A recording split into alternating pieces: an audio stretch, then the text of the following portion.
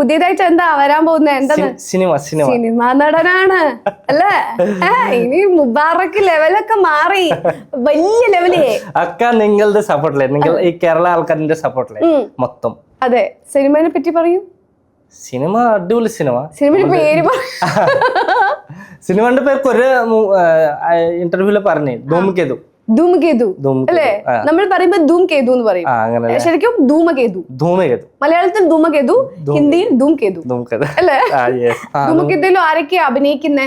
ധൂമകേതുവില് അമ്പൻ, പിന്നെ സാന്റോൺ ചാക്കോ, പിന്നെ നിഖില വിമോൾ, പിന്നെ ഗണപതി.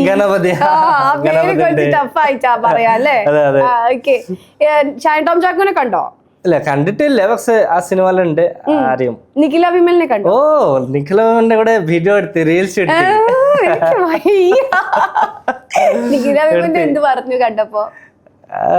നിങ്ങൾ ജാസ്തി സുന്ദരി അങ്ങനെ പറഞ്ഞത്.